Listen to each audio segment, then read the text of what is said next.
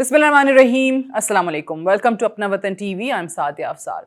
पाकिस्तान ने अपना खोया हुआ मकाम बहाल किया है, हासिल किया है दोबारा बड़ी मेहनत के साथ, और सफारती कामयाबियां जो पाकिस्तान को अब नसीब हुई हैं ये वाकई आगे जाके क्या ट्रांसलेट करती हैं कुछ और पाकिस्तान के इकोनॉमिक बेनिफिट्स के अंदर, ये देखना बाकी है। लेकिन पाकिस्तानियों को ज़रूर मुबारक हो, और मुबारक इसी चीज़ की कि पाकिस्तान आज दुनिया में एक बहुत इम्पॉर्टेंट मुल्क के तौर पे सामने आया है। जो हालिया एक एग्रीमेंट साइन हुआ है अमेरिका का और ईरान का, जिस पे पाकिस्तान के वज़ीर आज़म शहबाज शरीफ के एज अ मीडिएटर सिग्नेचर हुए हैं। और इनिशियली अगर आपको याद हो, जब वो वीडियो सामने आई जिस पे वज़ीर आज़म शहबाज शरीफ दस्तखत कर रहे हैं उस एग्रीमेंट पे, तो आपको सोशल मीडिया पे कुछ ऐसे एग्रीमेंट्स की तस्वीर भी नज़र आने लगी कि जिस पे जनाब बताया गया कि वज़ीर आज़म और पाकिस्तान के कहाँ हैं भाई, कहाँ जगह है, दिखाइए तो। और ये वो लोग थे जो इंडिया में बैठे हुए प्रोपेगेंडा कर रहे थे, और फिर हमारे यहाँ भी कुछ पाकिस्तानी उस इंडियन प्रोपेगेंडे का हिस्सा बने। ये शायद वही लोग हैं जिनको कोई ख़ास बुग़ज़ हो हुकूमत के ख़िलाफ़। लेकिन चलें, हुकूमत के ख़िलाफ़ बुग़ज़ एक और बात है, पाकिस्तान के ख़िलाफ़ बुग़ज़ क्यों है भाई?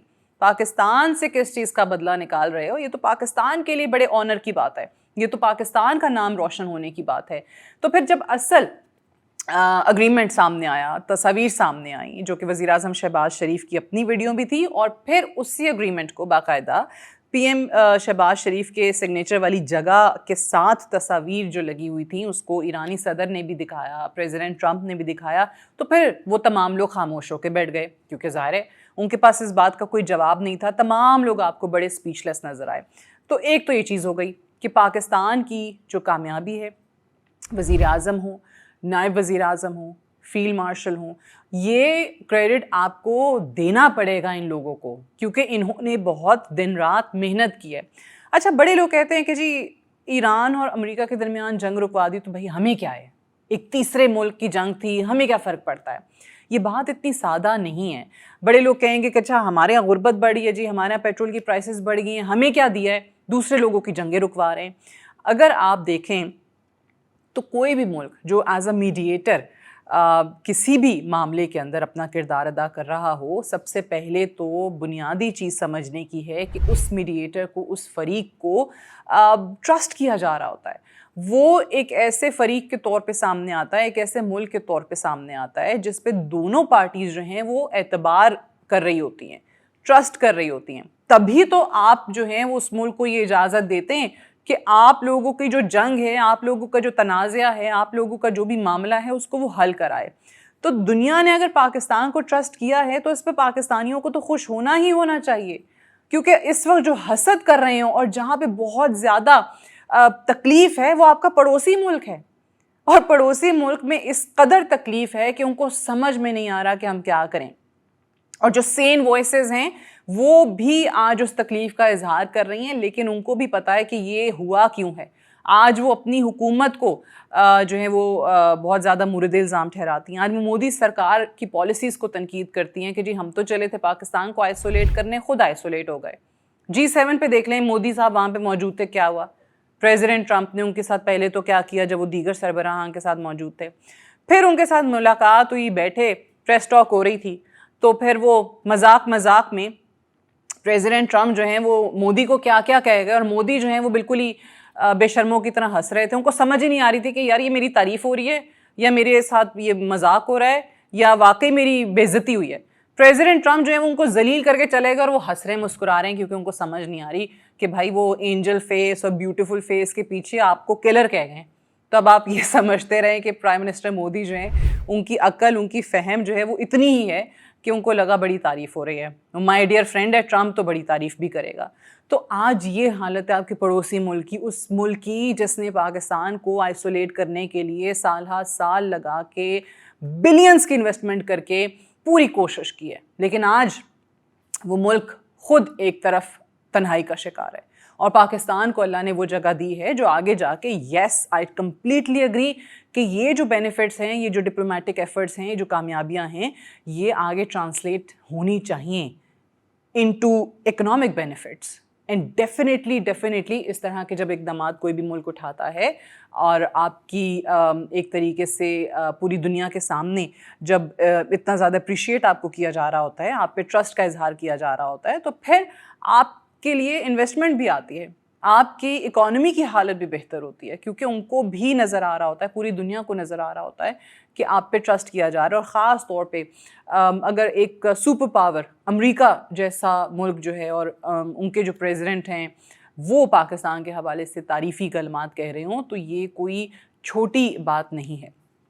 اب دوسری طرف آئیے جس پہ میں اصل بات کرنا چاہتی تھی. ایران کو اس اگریمنٹ میں جتنی بھی چیزیں سامنے آئی ہیں, آپ دیکھیں کہ آپ چاہے وہ ان کا جو فروزن ایسٹس ہیں ان کا ریلیز ہونا ہو, سینکشنز ریلیف ملنا ہو, یو ایس نیول بلاکیڈ ہے اس کا ہٹنا ہو, تو تمام کی تمام چیزیں اس وقت ایران کو فیور کرتی ہوئی نظر آتی ہیں. ایران نے اپنی تمام کی تمام باتیں منوا لی ہیں اور اس وقت پریزیڈنٹ ٹرمپ کے اور امریکہ کے ہاتھ کچھ بھی نہیں آیا, ٹو بی آنیسٹ, اگر آپ اس اگریمنٹ کی تمام پوائنٹس کو پڑھتے ہیں. ایک اور بڑی کامیابی ہے, جو ان سب سے بڑی کامیابی ہے جو ایران نے حاصل کی ہے, اور وہ ہے کہ ایران نے امریکہ اور اسرائیل جیسے دو ممالک کے درمیان جو بہت بڑے بڑے قریبی اتحادی رہے ہیں ہمیشہ سے, ان کے درمیان ایک درار ڈال دی ہے. اور اس کا اظہار یو ایس کے vice president J D Vance کرتے ہیں, جو باقاعدہ اسرائیل کو کہتے ہیں کہ جی wake up and smell the reality. 2/3 of the defensive weapons that have protected your homeland have been built by American hands and paid for by American tax dollars. The problem for Israel is not Donald J. Trump. And anybody in Israel who thinks their biggest problem is the President of the United States needs to wake up and smell the reality of the situation that country is in. ان تمام لوگوں پہ جو کہ Nitin Yahoo کی cabinet کا حصہ ہیں اور جو اس وقت اس ڈیل پہ تنقید کر رہے ہیں, پریزیڈنٹ ٹرمپ پہ پرسنل اٹیکس کر رہے ہیں, وہ ان کو مخاطب کرتے ہوئے کہتے ہیں, وہ پورے اسرائیل کو مخاطب کرتے ہوئے کہتے ہیں کہ جناب ہم نے آپ کو بچایا ہے, ہمارے ہتھیاروں نے آپ کو بچایا ہے.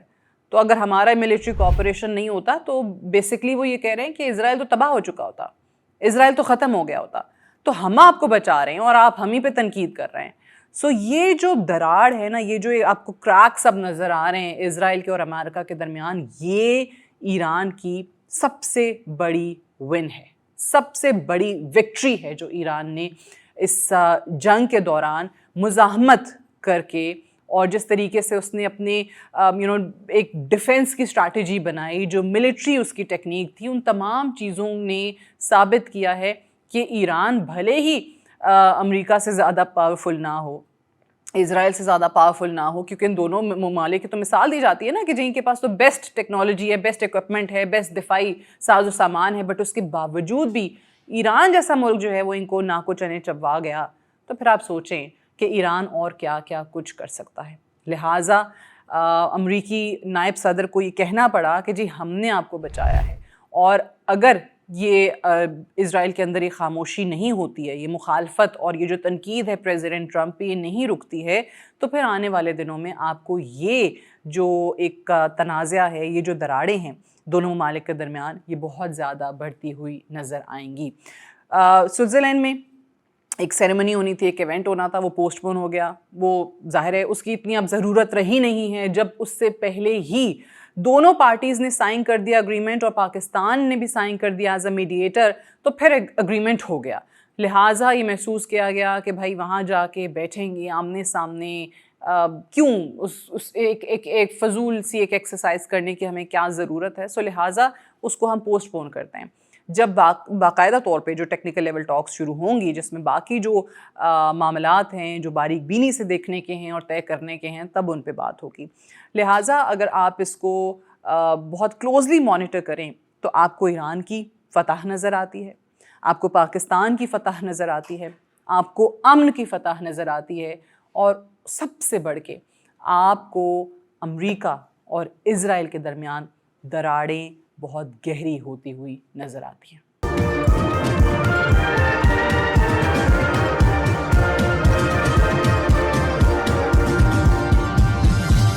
You are watching Apna Watan.